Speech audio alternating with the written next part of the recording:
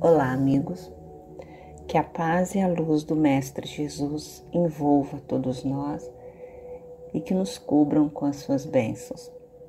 Meu nome é Irma, trabalhadora voluntária da Casa Espírita de Gararmon, e o nosso evangelho de hoje está em Marcos, capítulo 12, versículo 41 ao 44, e no evangelho de Lucas, capítulo 21, versículo 1 ao 4, o óbolo da viúva.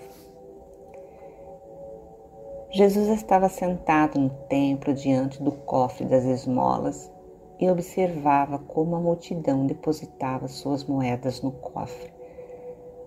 Muitos ricos depositavam grandes quantias. Então, chegou uma pobre viúva que deu 2 pequenas moedas que não valiam quase nada. Jesus chamou os discípulos e disse: Em verdade vos digo, esta pobre viúva deu mais do que todos os outros. Todos deram do que tinham de sobra, enquanto ela, na sua pobreza, ofereceu tudo aquilo que possuía para viver. Quando Jesus disse aos seus discípulos, esta pobre viúva deu mais que todos os outros, ele não estava referindo-se ao dinheiro que ela ofertou. O dinheiro é apenas o exemplo que Jesus utilizou para transmitir este ensinamento aos seus discípulos. O que chamou a sua atenção foi que a viúva pobre ofertou tudo o que tinha de coração, sem se preocupar se eram 2 ou mais moedas, enquanto que os outros ofertavam tudo o que lhe sobrava. Jesus refere-se ao exemplo que essa pobre viúva praticou, ao exemplo da caridade. Caridade que vem acolher aquele que está necessitado e que enche de luz a vida de quem a pratica. A caridade pode ser definida como um sentimento ou uma ação altruísta de ajuda a alguém, sem a espera de qualquer recompensa ou benefício. Praticar a caridade é uma indicação de elevação moral e uma das práticas que mais caracterizam o que existe de melhor dentro do coração do ser humano. A caridade é uma das faces do amor. Ser caridoso é percorrer um caminho cheio de lições, com muitos aprendizados. Mas para isso é necessário entender que não é possível desenvolver a caridade se existir egoísmo e orgulho dentro do coração. Falar de caridade é falar de amor. O apóstolo Paulo exprime o amor em sua primeira carta a Coríntios, capítulo 13, do versículo 4 ao 7. O amor é paciente, o amor é bondoso, não inveja, não se vangloria, não se orgulha, não maltrata, não procura seus interesses, não se ira facilmente, não guarda rancor. O amor não se alegra com a injustiça, mas se alegra com a verdade. Tudo sofre, tudo crê, tudo espera, tudo suporta.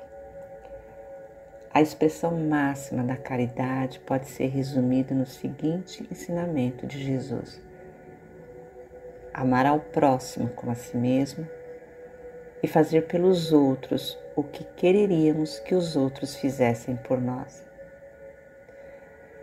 Jesus representa o maior modelo de perfeição e é por meio de seus ensinamentos que devemos procurar estarmos sempre em harmonia com os nossos irmãos, principalmente aqueles mais necessitados, seja em qualquer situação. Há pessoas que consideram-se ser caridosos pelo simples fato de não praticarem o mal. Mas não podemos nos esquecer que a fé sem obras é morta. Outros entendem que são caridosos porque doam dinheiro para instituições religiosas, fazem trabalhos voluntários. Aqueles que consideram a caridade um ato de dar roupas, alimentos. Tudo isso, sim, é um ato de caridade. Mas caridade não é somente dar coisas, mas doar-se ao próximo. Condição que não requer nenhum recurso financeiro de ninguém. O apóstolo Paulo, ele fala da caridade com as seguintes palavras: ainda que eu tivesse a linguagem dos anjos, tivesse o dom da profecia, que penetrasse todos os mistérios, tivesse toda a fé possível, até ao ponto de transportar montanhas, se não tiver caridade, nada sou. E quando houvesse distribuído os meus bens para alimentar os pobres, e houvesse entregado meu corpo para ser queimado, se não tivesse caridade, tudo isso de nada me serviria. Está claro que o fato de distribuir os bens materiais não é suficiente, ou não é só nisso que consiste a verdadeira caridade. Caridade não é somente dar, mas doar-se ao próximo. É fazer ao próximo todo o bem que desejamos que o próximo nos faça. Pois doar do supérfluo não nos representa esforço nenhum. A verdadeira doação depende de abdicar de algo, como a viúva, que abdicou de todo o dinheiro que tinha para ajudar aqueles que tinham menos do que ela. E com toda certeza, depois de ter praticado este ato, ela deve ter passado por necessidades. Pensar antes em proporcionar o básico ao necessitado, para depois pensarmos no supérfluo para nós. É assim que devemos agir. Neste tempo de pandemia, não podemos deixar de lado a fé e a nossa caridade para com o próximo. Mateus, no capítulo 6, versículo 1 ao 4, diz: guardai-vos de fazer a vossa caridade e obras de justiça diante dos homens, com o fim de serem vistos por eles. Caso contrário, não tereis qualquer recompensa do vosso Pai que está nos céus. Por essa razão, quando deres um donativo, não toques trombeta diante de ti, como fazem os hipócritas nas sinagogas e nas ruas para serem glorificados pelos homens. Com toda certeza vos afirmo que eles já receberam o seu galardão. Tu, porém, quando deres uma esmola ou ajuda, não deixes tua mão esquerda saber o que faz a direita, para que a tua obra de caridade fique em segredo, e teu Pai, que vê em segredo, te recompensará. Tudo aquilo que nós temos em abundância deve ser usado em benefício ao nosso próximo. Se temos tempo livre, usemos o nosso tempo para ouvir aqueles que precisam desabafar, para dar uma palavra amiga para aqueles que necessitam de apoio, de esperança, dedicar-se a uma causa ou alguém, doar amor, dar uma consolação, amenizar um sofrimento físico ou moral. O que importa realmente é fazer este ato se tornar um hábito em nossa vida. E neste mundo não há ninguém que não tenha algo para doar. Lembrando sempre que o óbolo do pobre, que tira da sua própria privação, pesará mais na balança de Deus que o ouro do rico, que dá sem privar-se de nada. E todo aquele que deseja tornar-se útil para os seus irmãos, sempre encontrará 1000 ocasiões para fazê-lo. Se não for de uma maneira, será de outra. Estamos passando por um momento difícil no planeta e qualquer ato de caridade para o nosso semelhante será bem-vindo, principalmente aos olhos de Deus.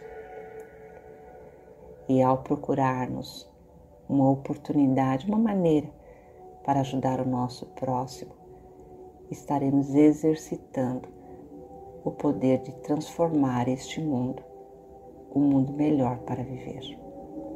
Pois a maior riqueza que podemos ter em nossas vidas está na nossa capacidade de sermos generosos com o nosso semelhante.